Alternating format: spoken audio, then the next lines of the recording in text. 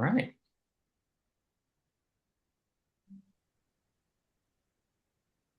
Is Q-Tonic Quantum Corp. Built by US-based technology and cybersecurity experts, inspired by the generals, intelligence officers, and security chiefs who defended the highest stakes systems on Earth. We exist for one shift the whole world is racing toward. We call it Y2Q. You remember Y2K, the disaster that never came. But the quiet was the receipt. The work landed. The threat was always real. Y2Q is the same discipline and a far harder problem. Y2K had a fixed date and a simple fix. Y2Q has neither. Y2K could only hurt you on the 1st of January 2000. Y2Q can reach back to what you sent last week. Picture the most sensitive data on Earth, the lifetime cardiac, medical, and identity records of athletes across 211 nations. Collected for life, crossing borders every day, protected by encryption with an expiration date. Harvest it now, decrypt it later, and there is no fixing it after the fact. The mathematician Michel Mosca put it simply: if your secrets must outlive your migration, you are already exposed. A cryptographically relevant quantum computer does not exist today. But the people closest to the problem are already moving. Google has set 2029 to finish its migration. Meta has published its framework. Record capital is pouring in, and NVIDIA is wiring a quantum computer to a GPU supercomputer to shorten the timeline. The cost to break today's encryption has fallen by 95%, from better mathematics, not bigger machines. The standards are already written. By 2030, the encryption you rely on is deprecated. By 2035, disallowed. And yet the average Fortune 1000 sits near 18 out of 100. That is the gap we close. We find it, we prove it, we fix it. It begins with Q-Scout, which maps your true cryptographic exposure, every system, certificate, and connection. Across more than 100 engagements, Q-Scout has mapped over 100,000 vulnerabilities. Then Q-Strike proves it, tracing the forward quantum attack path under a governed methodology with reproducible evidence. A controlled demonstration on composite anonymized data. We demonstrate our findings, we never simply assert them. Q-Solve fixes it, guiding your post-quantum migration vendor neutral. No vendor pays us to recommend their product. And the Q-Tonic Quantum Lab signs it, an independent, cryptographically signed attestation that the fix actually holds. And Pulse never sleeps, watching your posture 24/7, 365. In the most regulated, highest stakes industries on Earth, not one incident. You do not insure your house because you expect it to burn. You insure it because you cannot survive the tale if it does. When the encryption breaks, there is no headline the night before. We make you ready long before the morning it matters. This is Q-Tonic Quantum Corp, the world's leading authority on quantum cyber risk. Be ready. Start with Q-Scout. Awesome. Well done on the video. All right. Thanks, everybody, again for joining today's Q-Tonic Quantum webinar titled Breaking Encryption, Y2K, and the Quantum Countdown. My name is Stephen Marshowitz, one of the VPs here, and I'll be working in the background to facilitate the question and answer period. For those unfamiliar, again, Q-Tonic provides quantum risk and threat intelligence through assessment, strategy, and remediation, supported by the only commercially available quantum computer-based testing. Over the last few months, as post-quantum encryption has been gaining notoriety, we've heard several people equate Q-Day or Y2Q, the looming threat of the quantum computers breaking public key cryptography, to addressing Y2K back in the day and the simplistic 2 to 4 digit calendar change back then. And then we had a lot of leaders kind of are starting to think, especially as you're going and presenting to them, that, well, we handled Y2K, it was overblown, and so is this. And while both events have compelling events that are enterprise-wide, and there really are significant differences, not the least of which is that, as the video just showed, this exponentially accelerating advancements making this Y2Q an unknown date you can't afford to wait on. So there's an immense amount of action taking place. First, a few housekeeping items. The webinar will be recorded, so you'll be able to go back and review it later. We also put it on the YouTube. And please feel free to ask questions in the Q&A area along the way. We'll make sure we get to them at the end. Okay, on to our speakers today. Our special guest, Elliot Jung. He is a Brookhaven National Laboratory Specialist and Vice Chairman of Cybersecurity at Qtonic. He's a former JP Morgan Chase Global Cybersecurity Executive Director and U.S. Department of State Foreign Service Officer. We also have Nate Ader. He's the co-founder and Chief Innovation Officer of Qtonic Quantum. Nate's been unbelievable working in the background, making videos, doing all the technology with the technical teams on this advanced quantum that most people, even in the tech world, haven't even heard of. So with that, I will turn it over to Nate to get us started with the webinar today. Nate? All right. Thanks, Stephen. And as always, I appreciate you setting up these webinars. And Elliot, thank you as well.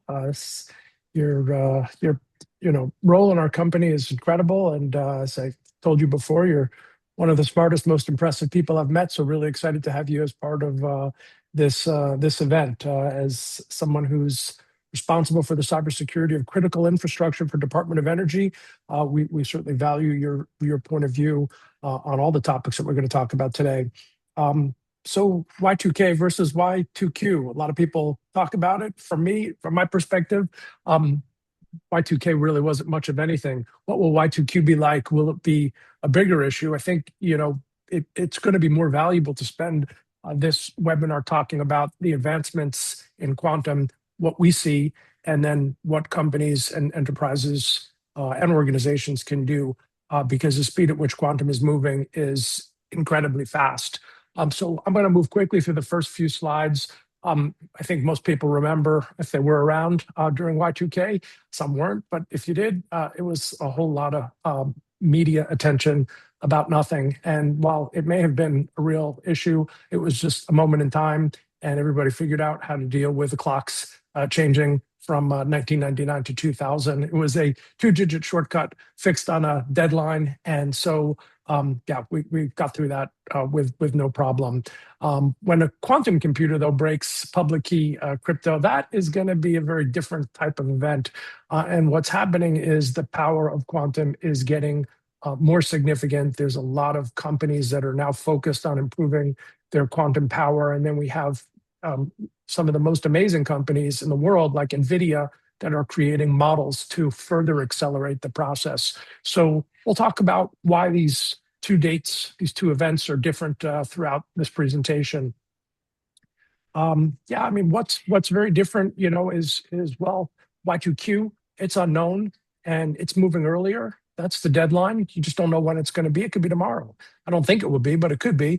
The exposure is retroactive. So if it happens in 2 years, email or data that was stored a year ago, all of a sudden becomes public. In terms of testing, it's pretty easy to test for Y2K. Y2Q is really hidden. It's really no clean trigger test. Its capability is hidden.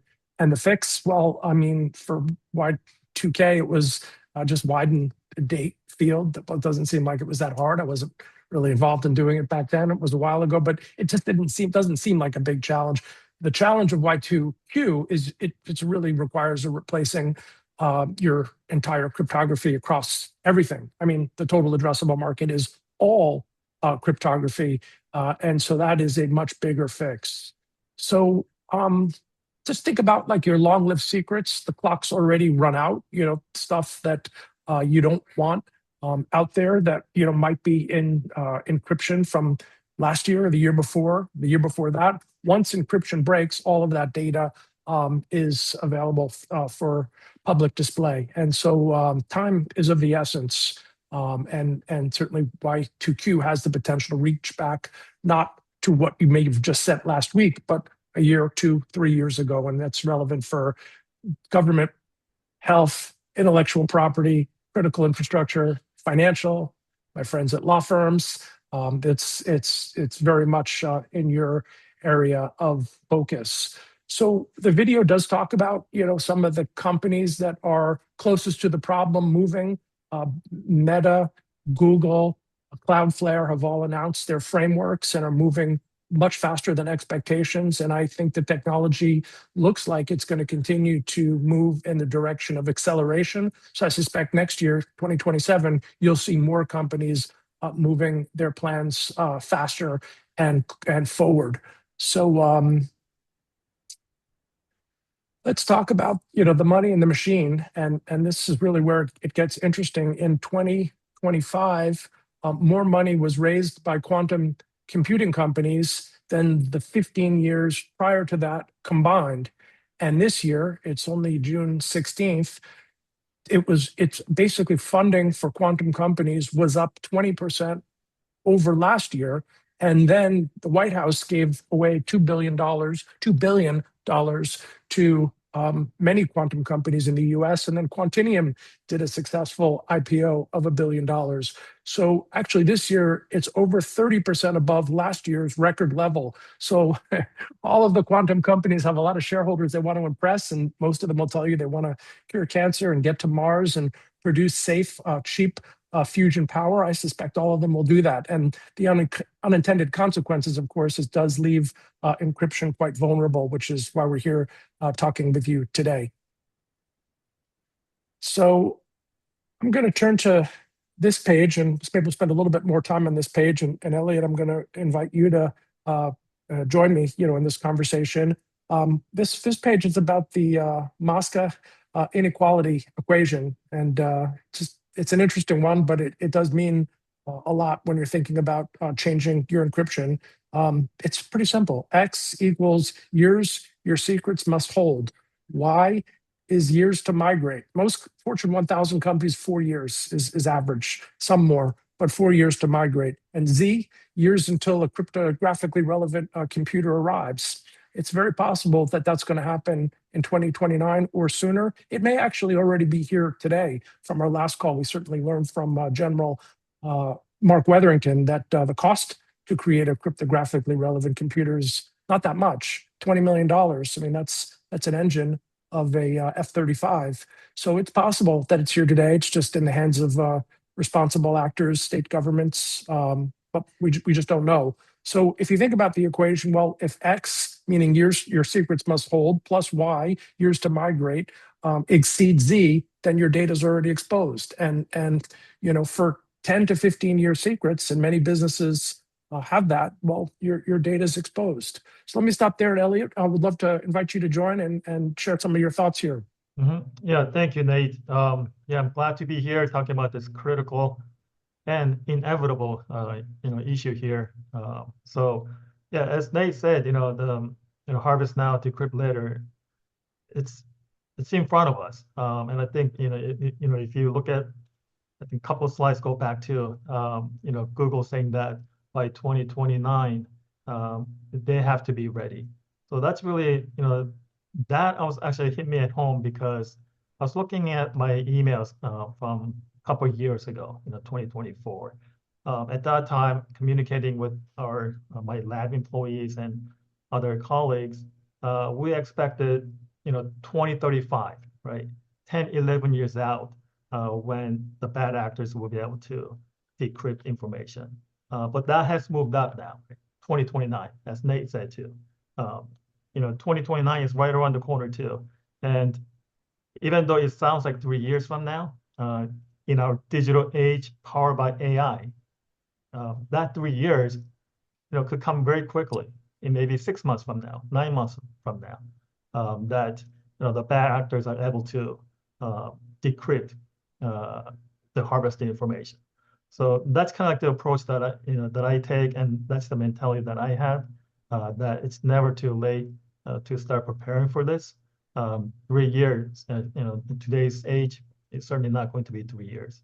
It'll be much sooner than that.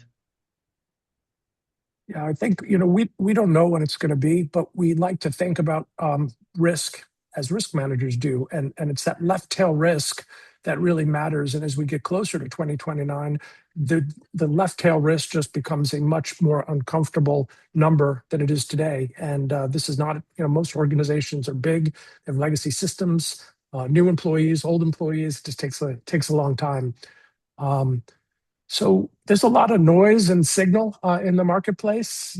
Google's put out some recent studies that have been quite encouraging for the development of quantum computing. Most people point to the announcement of the Google Willow chip. Elliot, you might remember when the Willow chip came out, but I mean, Google was pretty bold in their statement that they were able to solve a mathematical equation that would take the world's largest and most powerful supercomputers, the entire age of the universe, meaning from the Big Bang to today, and the Google quantum Willow chip would be able to do that same equation in 5 minutes. So Google's proven that everything they've said so far is a reality, not science fiction, and they continue to advance forward with virtually an unlimited balance sheet. I mean, they have more resources than most countries. So I would watch them as a signal. The noise is, these other companies or some announcements we've seen out of China that, are less credible. I'll just say that.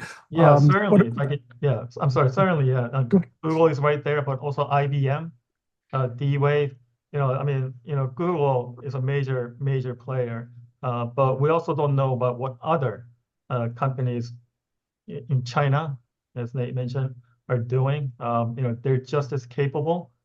So if Google is saying, 5 minutes, what are some of these companies doing?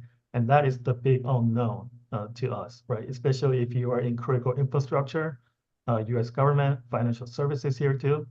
That's a big unknown, and that's where preparation comes in.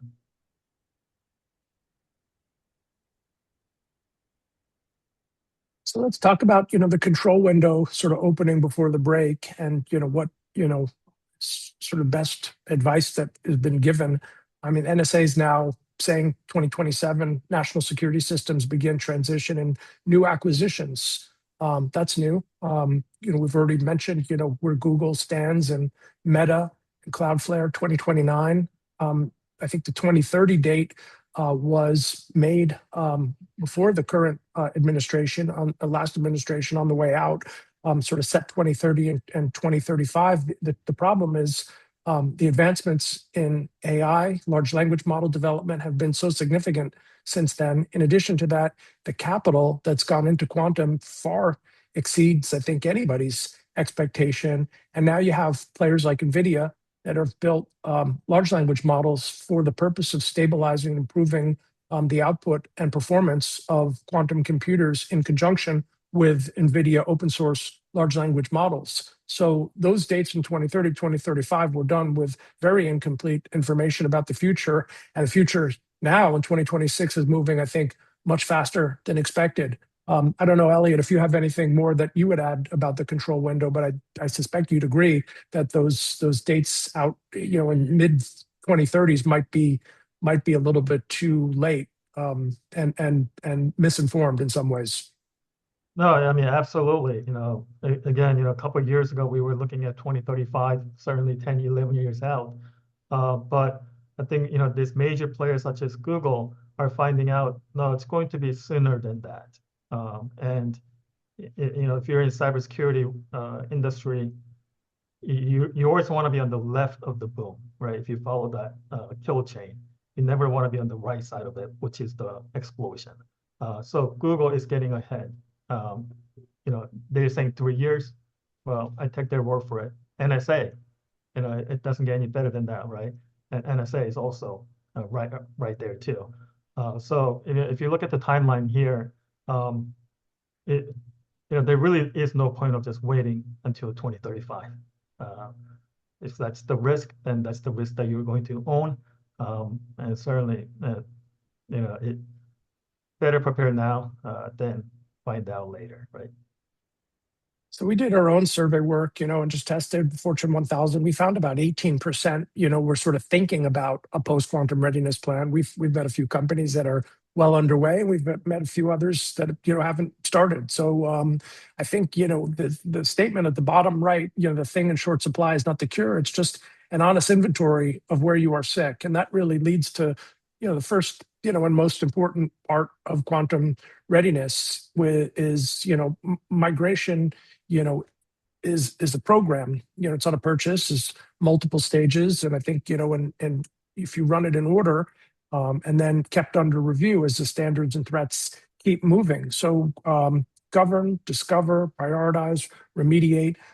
If you follow that framework, you should be in pretty good shape. But it's important to start now and know your cryptography. And I would say most companies seem to be at around 70% knowledge, cryptographic audit and discovery. Their enterprise knowledge of their cryptography is average, from what I see, around 70%. Some are better, some are worse. The government agencies are a little bit worse. And so that's a lot of discovery that needs to be done, and then updating and then testing. I can't, underscore, the importance of doing the audit and discovery work. It's, where our own product Q Scout, has done such a great job in finding not just quantum risks and harvest now decrypt later risk, but also the cryptographic audit and discovery with incredible efficiency. Elliot, what are your thoughts, of if for companies that are thinking about, the 4 stages of readiness? How would you think about it, and what advice would you give? Yes, readiness can never be overstated, right? And regardless of who you are, what industry you are in, technology and quantum readiness is something that you should pursue now. I recall, when I was briefing Jamie Dimon at JP Morgan, one thing that he said is JP Morgan, people know it as a bank, financial services, but he said that JP Morgan is number 1, a technology company first, second, a financial services, right? And that kind of tells you the mindset of these well-known, big-time CEOs, right? So quantum readiness is also the same thing. Quantum technologies here, harvest now, decrypt later is a model that you're going to keep hearing over and over again, and more as we get closer to end of the decade too. So if you're pursuing these stages, you're going to be on the right step, at least towards finding out what you lack and where you may be vulnerable, right? And I think that's what you want to do when you look at these steps, right? Prioritize what your needs are based on what your shortcomings are, and prepare yourself so that you can remediate it. And I don't think that can be overstated enough. Yeah, so that's set the policy, inventory every place, RSA, ECC, where does it live? That's second. Third, rank the exposure, validate, what's real, and then migrate. And migrate is not a one-time event. It's going to continue. There's probably going to be post-quantum ready, and the technology will get better, and then it'll be post-quantum ready too. That's a continuous process thereafter. So I think one step at a time on each of these areas, and govern. This quantum risk is a board decision. We have, many boards that ask us to talk about, this issue. And I think, when boards bring up this topic, there's a lot of engagement. It's something that, is risen to the board level, and it's policies that boards can set for their management teams. So when you think about what you do in the governance, name one person accountable, one accountable owner for the cryptographic risk. Adapt Michelle Mosca's test as your own deadline rule. Set a crypto agility policy for new systems and vendors. And what that means for new vendors is if you're putting in systems this year that are not post-quantum ready, like all you're doing is adding cryptographic debt that you're going to need to replace. So make sure your new systems are at least moving in the right direction, and brief your board on harvest now, decrypt later exposure. They all understand, what it is now. Most of them do. And so, a board approved mandate and a deadline, set by your data shelf life is the way to govern. Elliot, would you add anything more, to this? Yeah, I mean, the key first step, right? You got to know what your weaknesses are, in order to govern that. So yes, as Nate said, policy. You got, to set the right policy. You have to know what your strengths and weaknesses are, especially when it comes to cryptography. So Elliot, I'll let you go first on this one, the discover. Why don't you, talk about the importance of discovering, and I'm happy to take the next slide. Yeah, I mean, the first sentence is really the key here. You cannot protect what you cannot see, right? There are big unknowns. And the unknowns is because you don't know what's going on.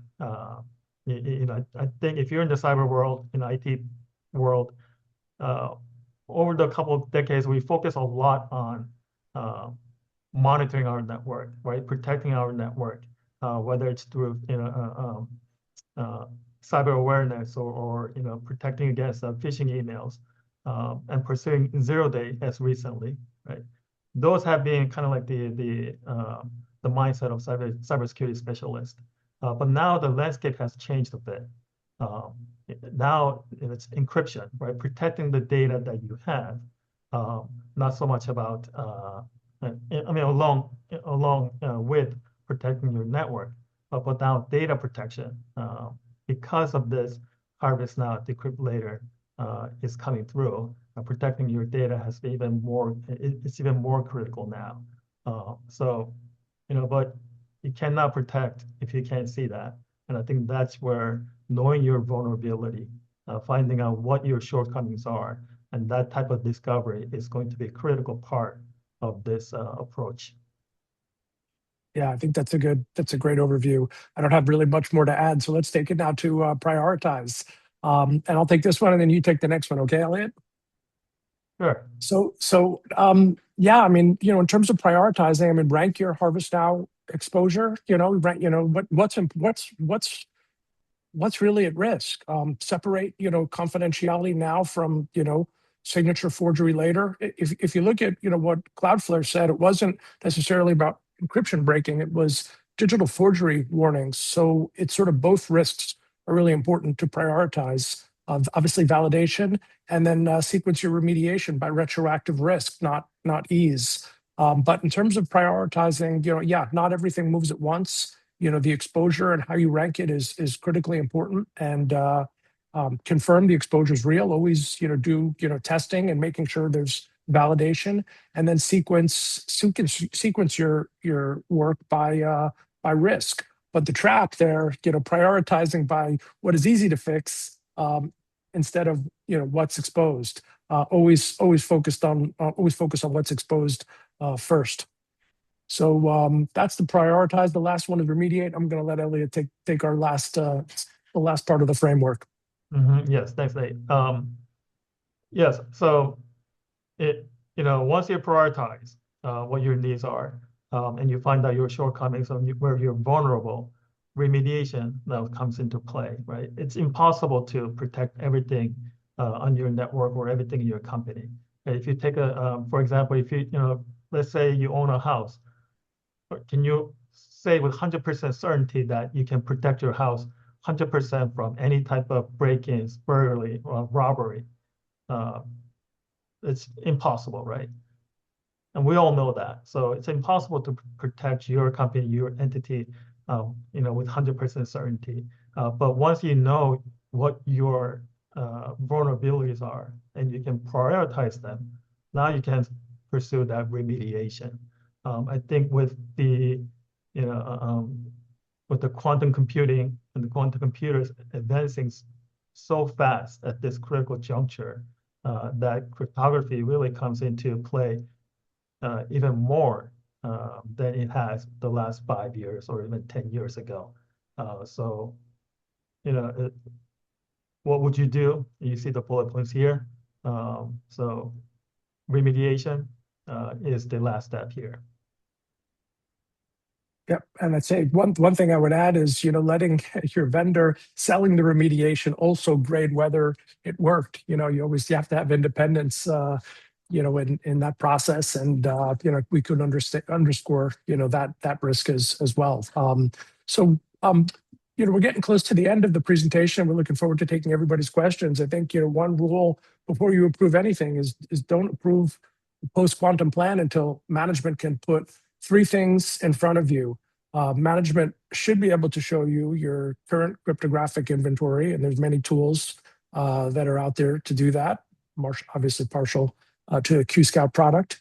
Your severity rankings and findings, validated, not asserted, so valid risk rankings, and then a vendor-neutral remediation path with independent sign-off. And we're very focused on vendor-neutral. Why? Because your current vendors, many of them don't have post-quantum plans. They're working on it, and others do. And so, the challenge over the next year or 2 years is if you want to stay with your existing vendors, and we really have no skin in the game, with any particular vendor, our objective, and I think, your partner's objectives should be to just move towards current state, hybrid state, post-quantum state, but with the vendors that can remediate, not the vendors that can promise you that they will have a product in a year or two, and you're left managing the risk that they created for you. So without those three, you're really approving a budget, and we all know how to do that, but not a plan. And I think it's really important to approve a plan in this process. So I think that's it, Elliot. So thank you so much, for doing this with us. And I think, Stephen, we're open to take any questions. Yeah, sounds great. So definitely make sure you put your questions up there in the Q&A. I will actually start us off because we've gotten a couple of questions in the last few weeks, and I'd like everyone to hear how you address them. But one of the things is, and you kind of touched on a little bit, but vendors. So vendors are starting to come out and saying they are putting cryptographically, put PQC ready products out there. Some of them say they have platforms now that will make your environment PQC. What has been the challenge with vendors, and why can't you just rely on the vendors? Because even if you outsource pretty much everything or use only commercial software, why can't you just rely on the vendors to do this for you? Ali, do you want to take that first, or do you want me to take it? No, go ahead. So, I think from my perspective is the vendors don't know, the entire state of your cyber defenses. They'll know particular areas. There's cryptographic. I don't think any vendor could really provide an accurate cryptographic bill of materials. You could rely on vendors for small parts, of the ecosystem. But the reality is, as a chief information security officer, chief data officer, chief information officer, or anyone in the C-suite, the responsibility is yours. Essentially asking a third party to take ownership of the risks that you're hired and the governance of the company are expecting you to manage isn't the best of solutions.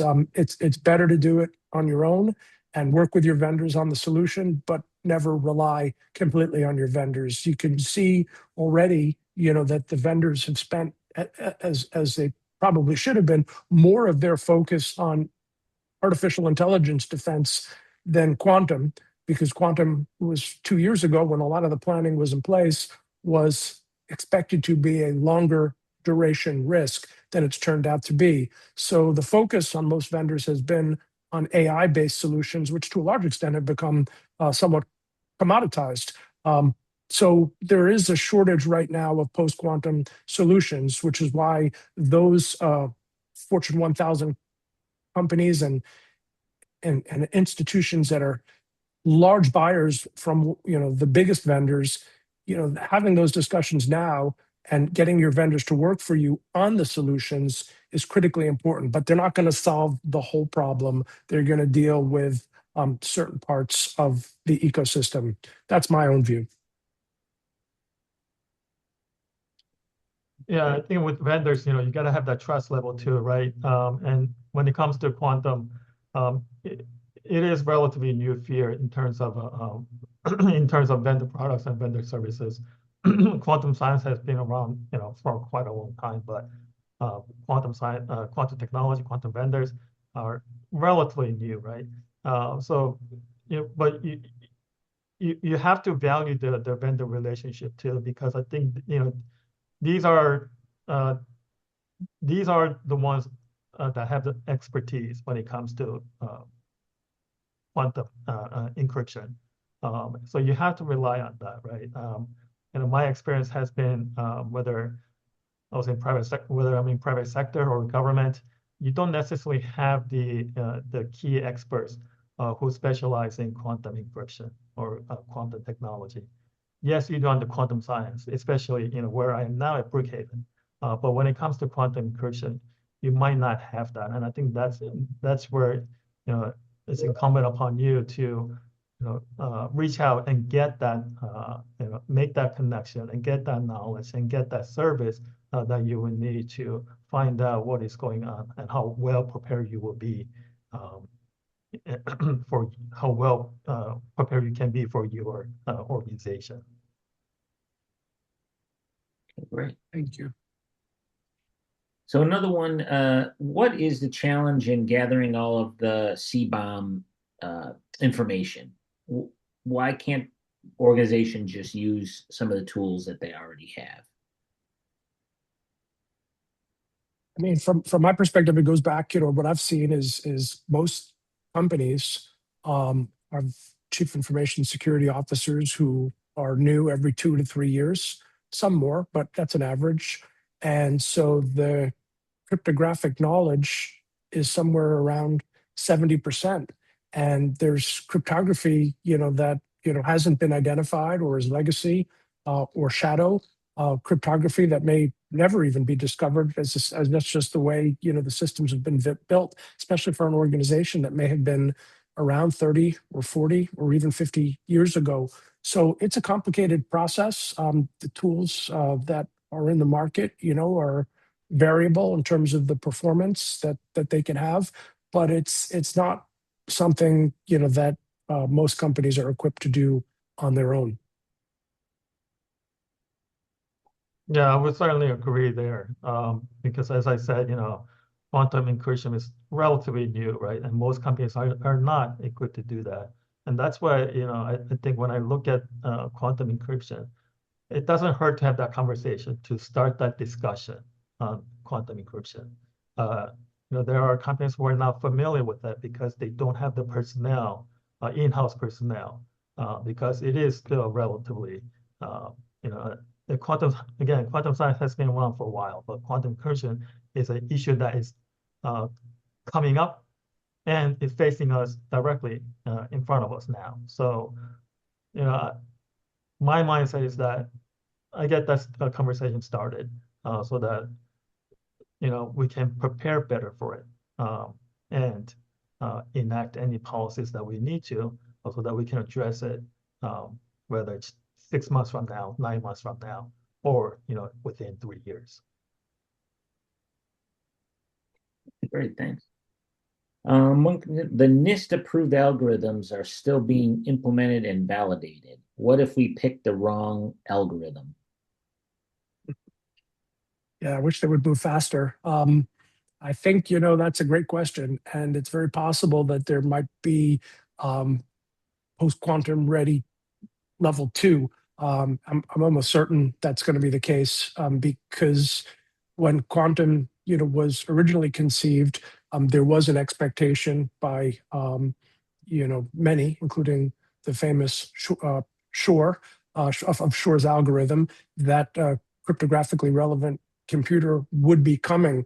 But what wasn't part of the expectation is the combination of both quantum and AI at the level that AI is performing at in 2026. Could you imagine in 2029 how good AI is going to be versus what we see now versus just 2 or 3 years ago when we first met ChatGPT as consumers? So the combination of both is going to lead to, I think, speed of computation that's almost impossible to comprehend. And as a result, it's no fault of NIST's that it's virtually every regulator I've ever seen in any business is behind technology. So NIST is behind.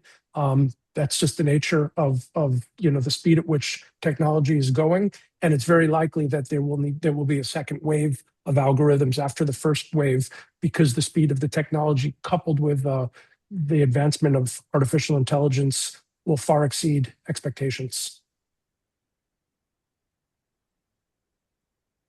Yeah, I mean, well said. Yeah. Okay, great.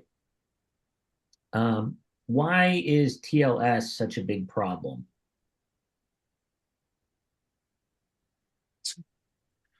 TLS 1.2 is very much vulnerable to harvest now, decrypt later attacks.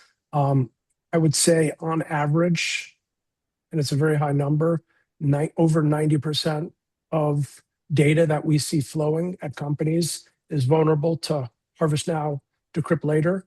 So moving up, your technology and TLS does protect your organization from harvest now, decrypt later attacks, and that's critically important. It's becoming more and more common for the businesses that have the data that's most valuable. Law firms, healthcare. We just did a report on FIFA, not to pick on them, but just because I like the World Cup, and there's a lot of biometric data from 211 countries floating on old TLS that easily could be accessible and readable in a quantum encryption attack. So that's my view. I don't know, Elliot, if you have any more information on you'd like to share. Yeah, certainly. I mean, TLS 1.2 has been around for a while. 1.3 is the more updated, but not everybody or every organization has the opportunity to rely on 1.3, TLS 1.3. Until that happens, it is what it is, and we have to deal with the situation on our hand now, right? Which is 1.2. So it's almost like, with the IPv4 too. We got the IPv6 addresses, but most of us are still on IPv4, right? So that's just the way it is, and we're gonna have to deal with it the best way possible, which is addressing 1.2 and the use of it as it is now. What have been the biggest challenges that you've seen during your engagements from men, maybe aren't finished, but start to finish? I would say the biggest challenges are starting. Most companies, I remember being in a boardroom with a company who was listening to the process of migration, and one of the board members, who was a rather well-known gentleman who had a lot of experience and a lot of wealth, and is probably close to his 80th birthday, said, "I suggest we take this all as if it were a process of eating an elephant." And what he meant by that was, I suggest we take this one bite at a time, but we got to start somewhere. And I'll never forget it, because he said it in such an elegant and wise way. But that's the hardest part. Most leaders of companies hear about this problem, and they just don't know where to start. They hear from their accounting firms that they've got to focus on this, or they hear from their cybersecurity firms, or they hear from their board. But where you have to start is just your cryptographic inventory. Take an inventory of what you have, see what you don't have, and start to identify where there's risks. And there have to be checks and balances, because I would say the second thing that I would say is, sometimes the chief information security officer is more focused on their own job than they are on the organization, and they're not focused on accomplishing the goal that's critical to the board and the organization, because they've got such a busy schedule, and there's 10 things more important on that given day, or that given week, or that given month, and it just doesn't get prioritized. Name somebody in the organization other than the chief information security officer who's responsible for starting the process. And where I've seen that, it's tend to have gone much better. Yeah, I mean, I think, if you are executive in cyber, a lot of times we focus on what's right in front of us, what's on our hand, and how do we protect that, or how do we prevent cyber intrusions and attacks. And a lot of times we end up focusing on, intrusions, network monitoring, or even phishing emails, right? Because those are kind of like the in cyber world, the traditional means of attack. If you ask a cyber specialist, they'll tell you that 90% of cyber incidents originate from bad email or malicious email. And that's what you try to protect. But again, I think the landscape has changed now, that it's also about protecting the data and the encryption that we got. I don't think there has been enough focus on that in the past, but present and going forward, That's going to be the main focus of the, our of my fellow cyber colleagues. And if anything else, if you go to the boardroom and tell the board that yes, now I'm looking at post-quantum ready, getting our organization post-quantum ready.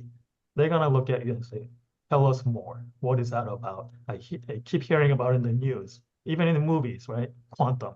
But what is it? And tell us more about it. That's the type of response that you're going to get, and not a response where they're going to say, well, we'll talk about that when we're ready. I don't think that you're going to get that response. I think you'll get the response of, yes, tell us more about it. And thank you for being in forefront of this issue. What goes into a crypto agile architecture? And how does the hybrid environment work during migration? So from my experience, the migration from current state to hybrid state to post-quantum state usually follows an engagement in the Q Scout, which is the find part of our product. Our product portfolio. So Q Scout sort of finds the risk, and Q Strike proves it.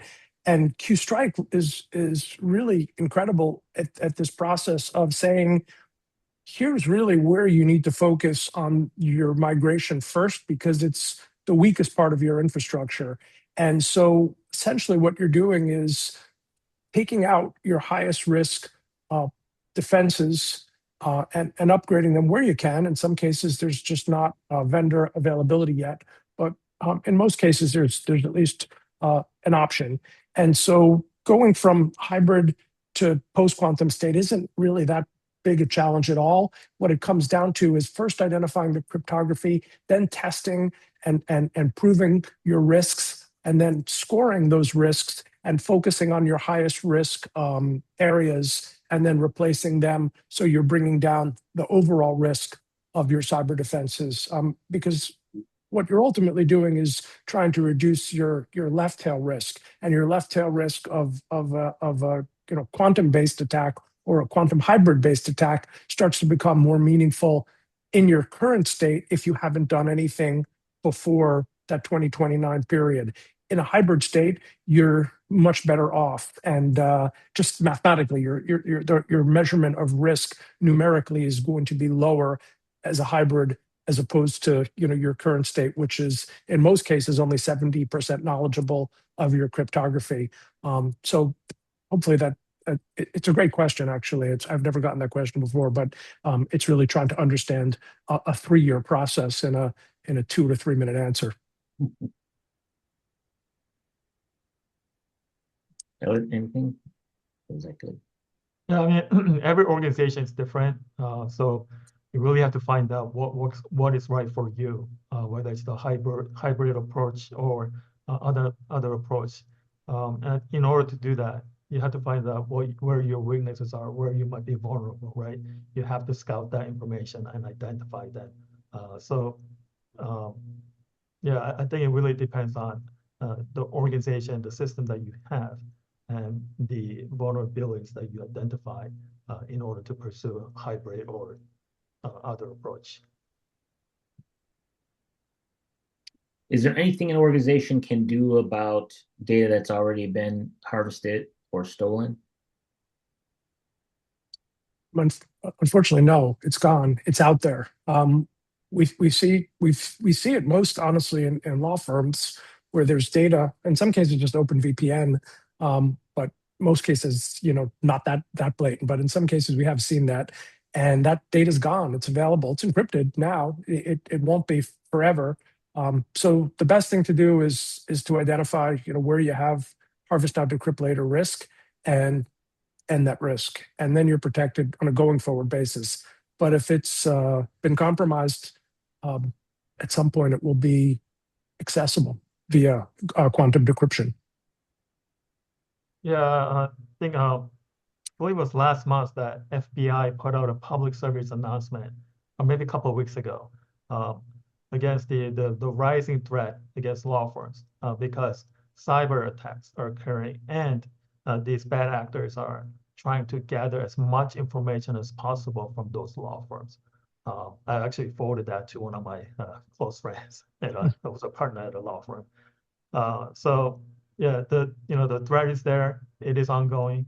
It's significant enough that FBI will put out a public service announcement, and you can Google that, and you'll find that online too. The best piece I've seen on Harvest Now Decrypt Later was put out by the Fed Reserve Bank, and it's a great reference tool. I think it's worth a read for anybody who's sort of focused on how to think about Harvest Now Decrypt Later in their own organization. You're reading the recommendation from the Fed Reserve Bank to the banking industry, but the commentary is relevant for virtually all industries.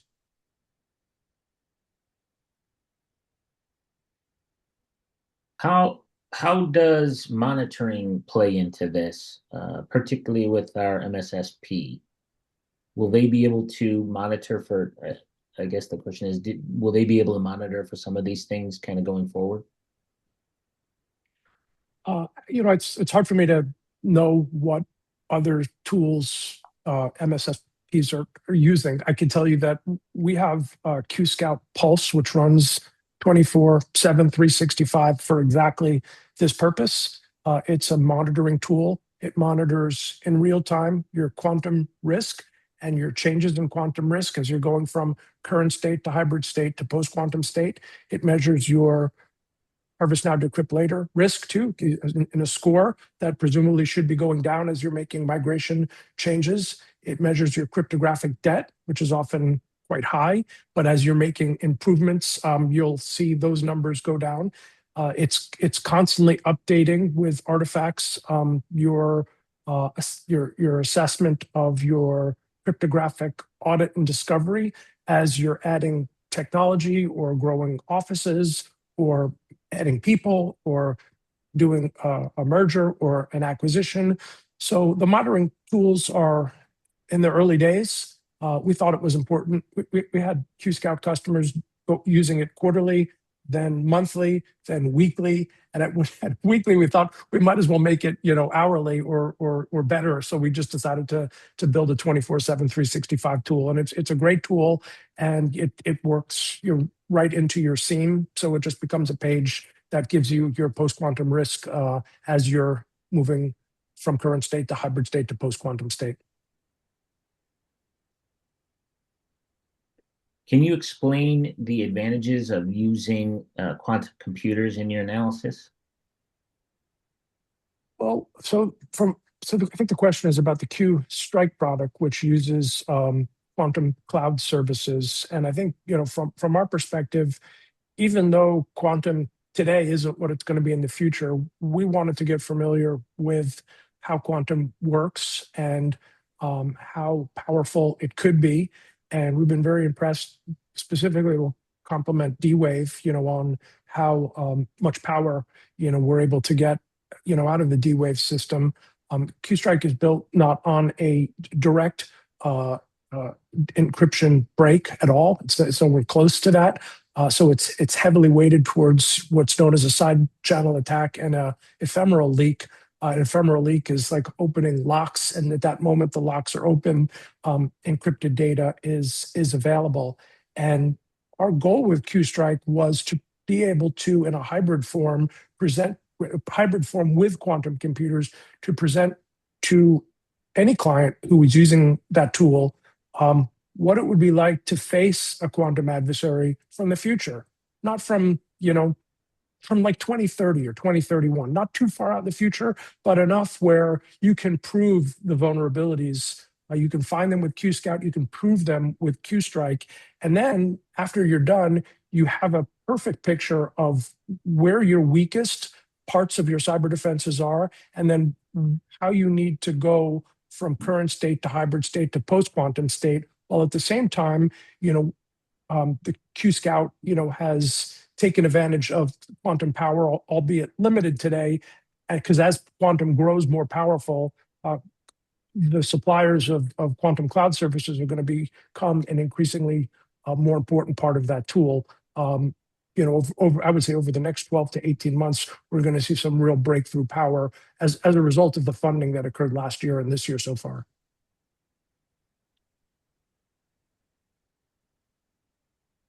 All right, that looks like the end of the questions. Any last words? Elliot, do you want to go first? Any last words? Any things that we should take away from this?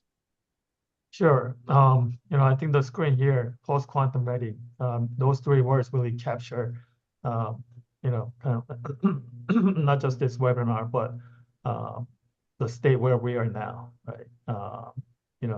Readiness is never can be overstated. You always want to prepare. In order to do that, you gotta know what your vulnerabilities are. And as a person in cybersecurity industry or field, that's where I would focus and think about how we can get to the next stage where we can prevent the next type of vulnerability, which is, quantum encryption. So I'll leave it at that. Yes. Yeah, and I would just add, as a layperson, we all watched, in Iran, where we had a pilot go down across enemy lines, and from 40 miles away, a quantum computer was able to detect this lucky pilot, this really brave soldier, American soldier, his heartbeat from 40 miles away. Think about what's 40 miles away from you right now, and as a result of that, they were able to rescue over enemy lines and bring him home safely. So this isn't really science fiction anymore. It's happening in real time on the battlefield, and it's coming it's coming to an office near you soon. So I really appreciate Stephen, you hosting these calls, and Elliot, it's great to see you and have you as well on this call. So thank you so much both for doing it, and look forward to our next one. Yep. Thanks so much. And thanks everybody for joining today. Have a great afternoon. Thank you. Take care. Thank you.